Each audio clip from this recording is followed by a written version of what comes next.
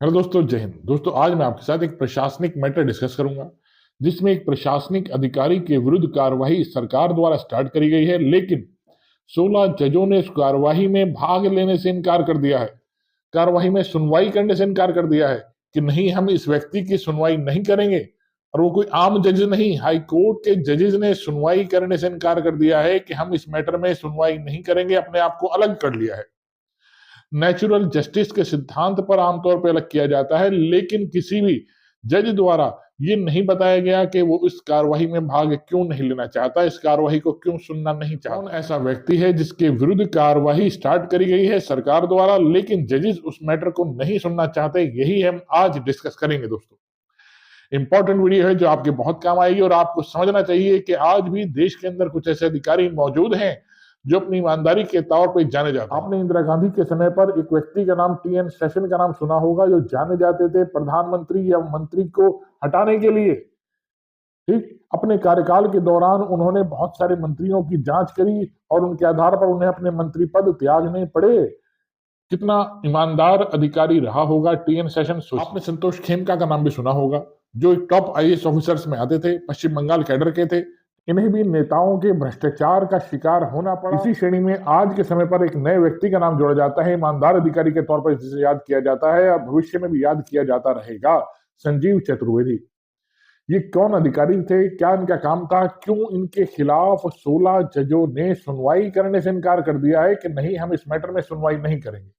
ठीक दोस्तों, यही मैं आज आपके साथ डिस्कस करूंगा। इंपॉर्टेंट वीडियो होगी जो आपके बहुत काम आएगी दोस्तों। शुरू करता हूं। देखिए वीडियो, मेरी वीडियो शुरू करने से पहले हमेशा की तरह आपसे अपील, मेरी वीडियो को लाइक और सब्सक्राइब कीजिएगा दोस्तों। धन्यवाद। एक और इन्फॉर्मेशन मैं आपको देना चाहूंगा, मेरा ये channel citizen judicial classes play store पर अवेलेबल है।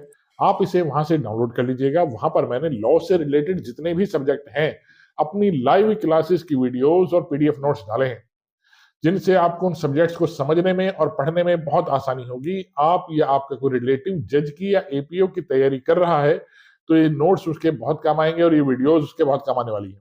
तो उसको डाउनलोड जरूर कर लीजिएगा।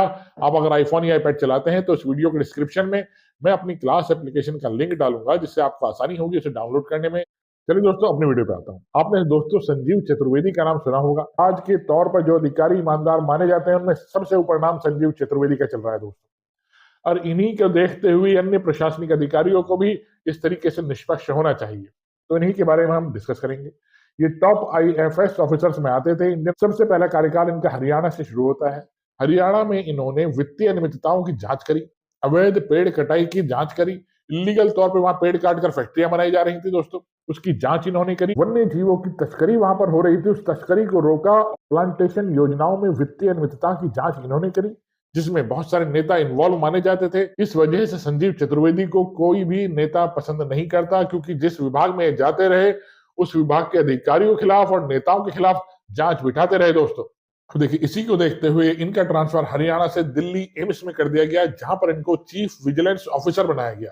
ठीक दोस्तों, और वहां पर भी इन्होंने देखिए एम्स में जो डायरेक्टर थे, जो अनियमितता वो बरतते आ रहे थे काफी समय से, जो घोटाला वो करते आ रहे थे, उसको उजागर इन्होंने किया एम्स के अंदर।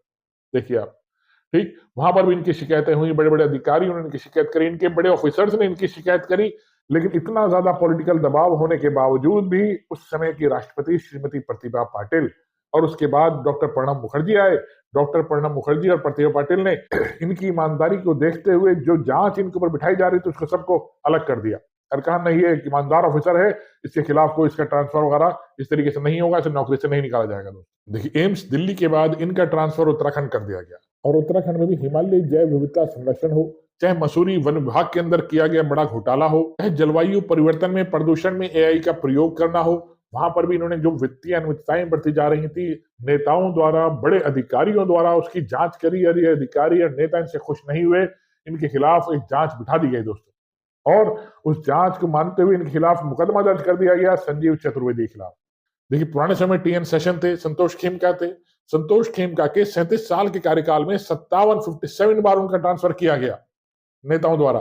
इसी तरीके से देखिए, संजीव चतुर्वेदी को पहले हरियाणा कैडर दिया गया, उसके बाद दिल्ली में चीफ विजिलेंस ऑफिसर इनको बनाया गया, जहां इन्होंने पूरी ईमानदारी से काम किया दोस्तों। और उसके बाद इन्हें उत्तराखंड में आईएफएस ऑफिसर बनाया गया, जहां पर बहुत सारी अनियमितताओं की जांच इन्होंने करी।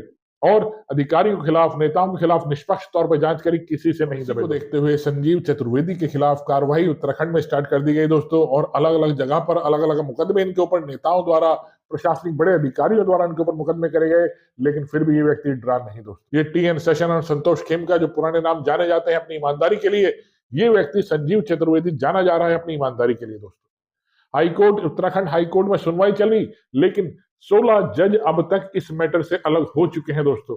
इन्हें जहां जहां काम दिया गया, विसल ब्लोअर के तौर पर इनको अपॉइंट किया गया और विसल ब्लोअर के तौर पर इन्होंने काम किया। विसल ब्लोअर कौन होता है? देखिए, विसल ब्लोअर होता है सिस्टम में होने वाले पूरे भ्रष्टाचार की जानकारी अपने अधिकारियों को देना। इसका काम यह होता है, जो भी भ्रष्टाचार उस विभाग में हो रहे हैं, जो विभाग आपको सौंपा गया है, उसकी जानकारी अपने बड़े अधिकारियों को देना, उन प्रशासनिक अधिकारियों के खिलाफ शिकायत करना, ये विसल ब्लोअर का काम होता है।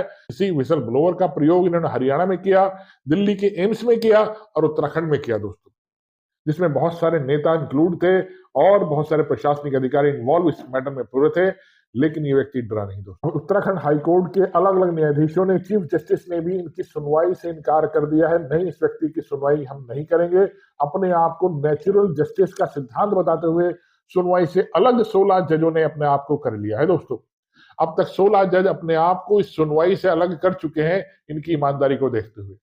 सोचिए आप, कितना ईमानदार व्यक्ति होगा, कितना अच्छा काम इसने किया होगा। जज सुनवाई नहीं करना चाह रहे हैं, नहीं हम इस मैटर में सुनवाई नहीं करेंगे, अपने आप को अलग कर लेते हैं। आमतौर पे जज जब किसी मैटर में सुनवाई अलग करता है, नहीं अपने आप को अलग कर लेता है, तो नेचुरल जस्टिस का सिद्धांत माना जाता है। लेकिन नेचुरल जस्टिस आमतौर पे क्या चीज है?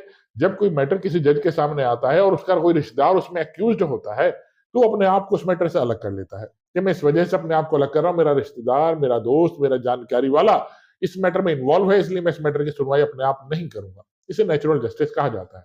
लेकिन 16 जजेस ने अपने आप को इस कार्रवाई से अलग किया, लेकिन कारण नहीं बताया कि हम क्यों अलग हो रहे हैं, क्योंकि वो भी पॉलिटिकल प्रेशर के अंडर में आते हैं दोस्तों।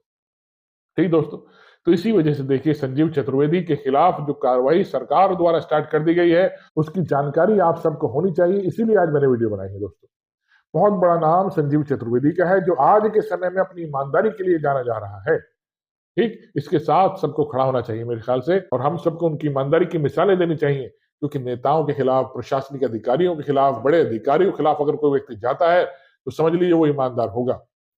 1 रुपया नहीं खाया इसने अपने पूरे कार्यकाल के दौरान, तभी जांच के दायरे में ये व्यक्ति आ रखा है। इसके खिलाफ एडमिनिस्ट्रेटिव इंक्वायरी अलग की जा रही है दोस्तों। आशा करता हूं मेरी वीडियो समझ में आई होगी दोस्तों। आइए इसे लाइक और सब्सक्राइब कीजिएगा। जय हिंद दोस्तों, धन्यवाद।